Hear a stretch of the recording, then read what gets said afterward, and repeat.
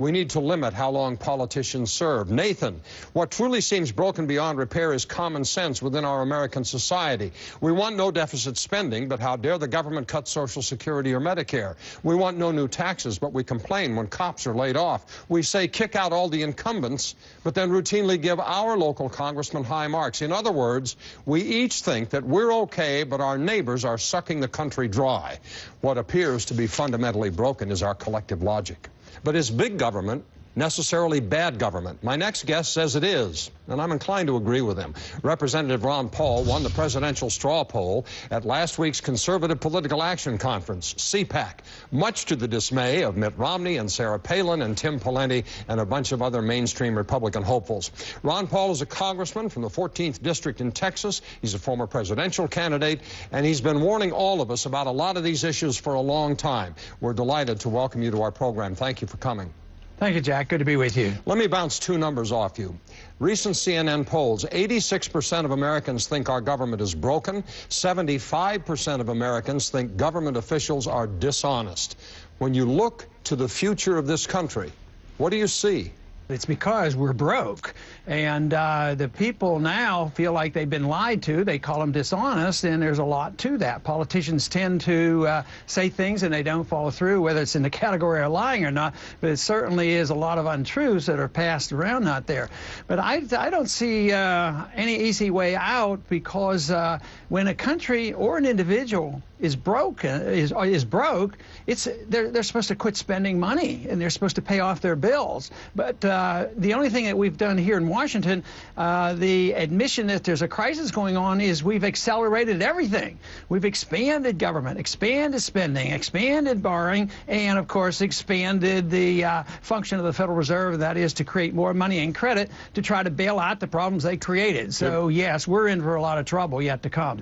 Present company accepted, do your colleagues in the nation's capital have any idea the increasing degree of contempt in which they're held by the American public? Sometimes I don't think so, because they continue to do the same things that have gotten them into trouble. So, no, I don't think so. I mean, the whole fact that, you know, I may do well at a CPAC poll just totally amazes them. And I think they actually booed when the results were announced. They were booing, right?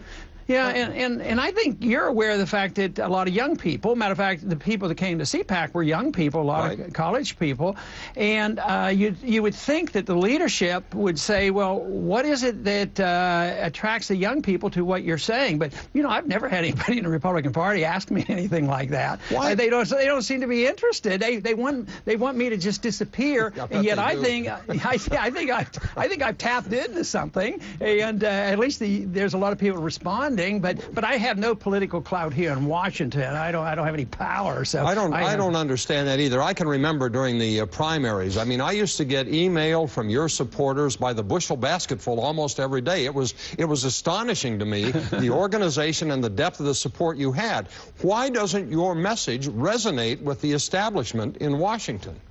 Well, it challenges the status quo. It challenges what they've been saying for so many years. I don't think they want to say, oh, we made a mistake, we were at fault. Yes, we should have been more cautious about what we do overseas. They do not want me to have anything to say about foreign policy. And I take an older Republican position on this, the old right position and a constitutional position. I think we should be cutting back. I don't think we should be spending $1 trillion a year on militarism around the world. And, you know, it's not only the Republicans, but the Democrats want to do it too. Let me ask you about something you said right at the beginning of the segment, that there's a bankruptcy in our future. Our national debt is at $12 trillion. The expectation is it'll be $19 trillion at the end of the president's first term. That's 3 years, a little less from now.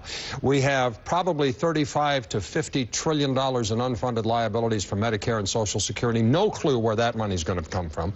How long before this country goes belly up, and what form will it take, do you think, when we roll over? Well, that's a big question, and if we don't clean up our act, it can be very bad, very dangerous, and political chaos could ensue.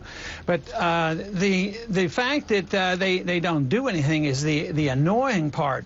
But I just think that you know, within 2 or 3 years, the country is technically bankrupt. If you or I were in business and ran like this, we would have to declare bankruptcy. Governments print different money so they can get away with it. But we are insolvent, and the debt will never be paid for. That's a hard thing to accept. But you can't pay for this debt. But a debt will be liquidated. The market always liquidates debt, and governments always liquidate debt by destroying the currency. They pay off their debt with bad money, and that's what we're in the process of doing. We took the bad debt of those banks and we dumped it on the American taxpayers deliberately. So it's a transfer of wealth right now that's going on. And ultimately it destroys everybody's savings and all of our assets, the worth of all of our homes, businesses, etc. Congressman Paul, thanks for that uplifting discussion.